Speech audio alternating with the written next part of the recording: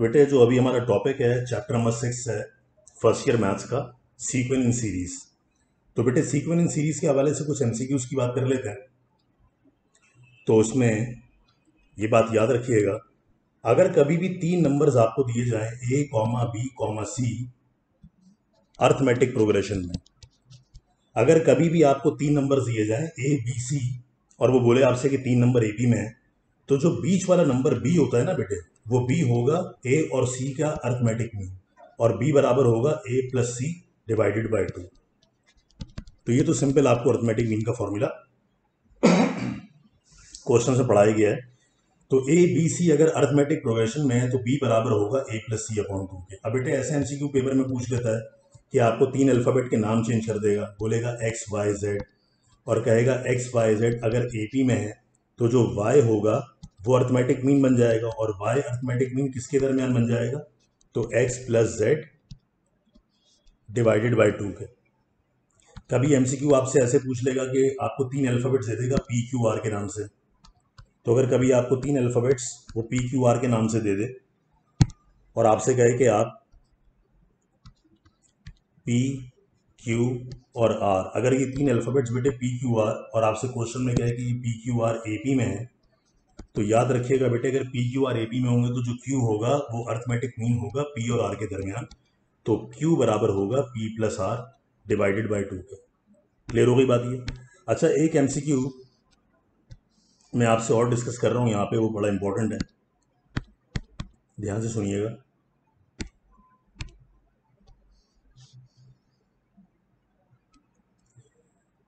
कभी कभार बेटे वो सीक्वेंस की ना आपसे डेफिनेशन पूछ लेते हैं कि सीक्वेंस की आप डेफिनेशन बताओ। सही है, तो ये बात याद रखिएगा, कभी भी आपसे सीक्वेंस की डेफिनेशन पूछे तो सीक्वेंस की डेफिनेशन आप कैसे बताएंगे, तो सीक्वेंस की आप डेफिनेशन बताएंगे कि ये तमाम के तमाम नंबर्स होते हैं,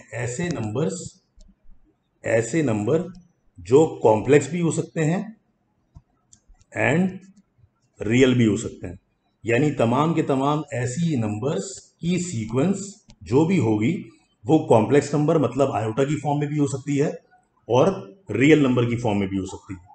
तो सीक्वेंस के अंदर जो हमारे पास टर्म्स होती हैं, नंबर ऑफ टर्म्स होती हैं, वो नंबर ऑफ टर्म्स कॉम्प्लेक्स में भी हो सकती हैं और रियल नंबर में भी हो सकती हैं, मतलब उनमें आयोटा हो भी सकता है और आयोटा नहीं भी हो सकता। तो ये पॉइंट है जो आप एमसीक्यू के लिए याद रखिएगा। अब पेपर के अगर एमसीक्यू की बात कर लेते हैं तो उसने एक सवाल पूछा था कि 5 और 10 दो नंबर्स हैं, 5 और 10 दो नंबर्स हैं, इन दोनों नंबर के दरमियान आप अर्थमेटिक मीन कैलकुलेट करवाएं। तो बेटे अगर आपको इन दोनों नंबर्स के दरमियान अर्थमेटिक मीन कैलकुलेट कराना होगा तो सिंपल आप 5 प्लस 10 और डिवाइड बाई 2 करवा दीजिएगा।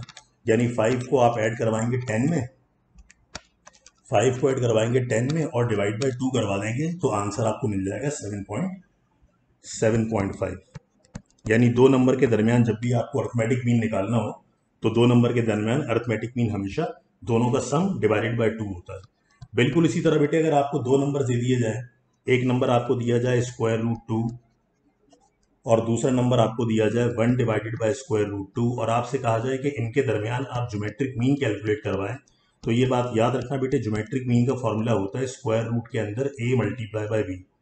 सही है, यानी प्लस माइनस स्क्वायर रूट के अंदर बेटे a की जगह वैल्यू आ जाएगी रूट 2, b की जगह वैल्यू आ जाएगी 1 अपॉन रूट 2, तो रूट 2 से रूट 2 कैंसिल हो जाएगा, रूट से बाहर आके आंसर आ जाएगा प्लस माइनस 1। ठीक है, तो दो नंबर के दरमियान अगर आपको ज्योमेट्रिक मीन कैलकुलेट करवाना हो तो आप इस तरह से कैलकुलेट करवाएंगे। बिल्कुल इसी तरह से बेटे अगर आपको दो नंबर के दरमियान हार्मोनिक मीन कैलकुलेट करवाना हो तो हार्मोनिक मीन कैलकुलेट किस तरह से करवाते हैं, तो लेट से अगर आपको दो नंबर दिए जाएं, एक नंबर हो 1/3 और एक नंबर हो 2/5, एक नंबर हो 1/3 और एक नंबर हो 2/5, और आपसे कहा जाए कि 1/3 और 2/5 के दरमियान आप हार्मोनिक मीन कैलकुलेट करवाएं, तो वो हम कैसे कैलकुलेट करवाएंगे जरा देखिएगा, ध्यान से देखिएगा।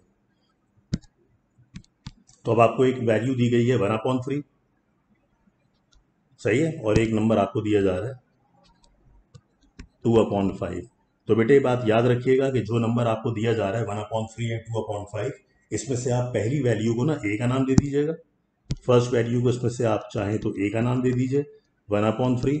सेकेंड वैल्यू को बेटे चाहें तो आप बी का नाम दे दीजिए यानी 2/5।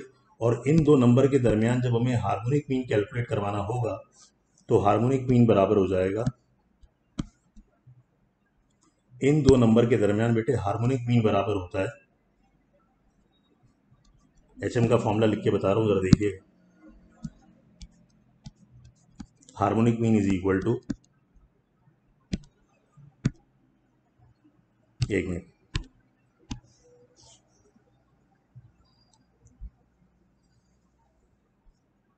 Harmonic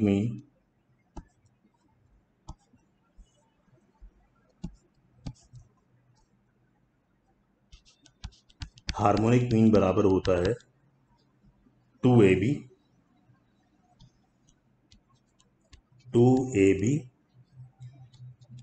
upon A plus B.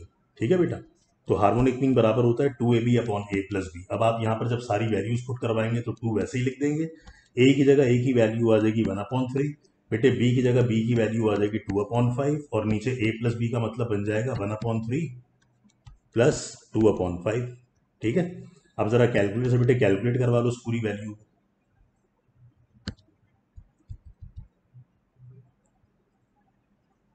तो जरा कैलकुलेटर में पुट करवाते हैं पूरी वैल्यू।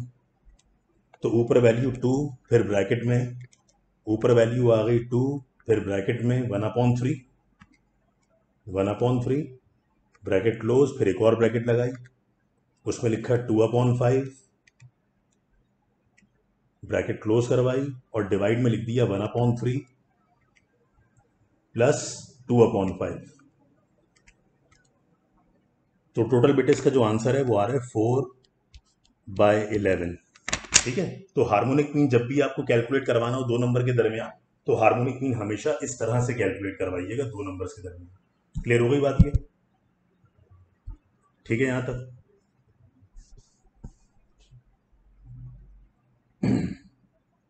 अब ध्यान से बात सुनिए बेटे, एक क्वेश्चन एमसीक्यू में पूछा गया है कि 3 नंबर्स हैं 4, A और 16 और ये 3 नंबर जो है वो जीपी में, ये 3 नंबर्स हैं जीपी में और आपसे क्वेश्चन में कह रहे हैं find the value of A.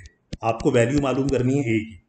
3 numbers आपको दिए जा रहे हैं जीबी में और आपको वैल्यू मालूम करनी है ए की। तो बेटे ए की वैल्यू मालूम किस तरह से करोगे आप? ए की वैल्यू मालूम करने के लिए आपको पता है कि अगर ये 3 नंबर जीपी में होंगे तो जो मिडिल वाली वैल्यू होगी वो उनके दरमियान अर्थमेटिक मीन ज्योमेट्रिक मीन होगी। तो बेटे ज्योमेट्रिक मीन बराबर किसके होता था? प्लस माइनस स्क्वायर रूट के अंदर 4 मल्टीप्लाई बाय 16। बस अब बेटे एक काम ये करना कि इसमें से ना प्लस और माइनस का साइन हटाना पड़ेगा। और प्लस और माइनस का साइन क्यों हटाना पड़ेगा बेटे? उसकी वजह बताएगा कोई? उसकी वजह ये है कि जो नंबर ए दिया हुआ है ना, तुम चेक करो ये नंबर प्लस में दिया हुआ है। जब ये नंबर प्लस में दिया हुआ है तो इसका मतलब इसका माइनस वाला आंसर वो आपसे नहीं पूछ रहा, खाली प्लस वाला ही आंसर पूछ रहा है। तो आप यहाँ पे इन दोनों को आपस में मल्टीप्लाई करवाएंगे, 16 4 बन जाएगा 64 और 64 रूट से बाहर आके बन जाएगा 8। यहाँ तक समझ में आ गई बात?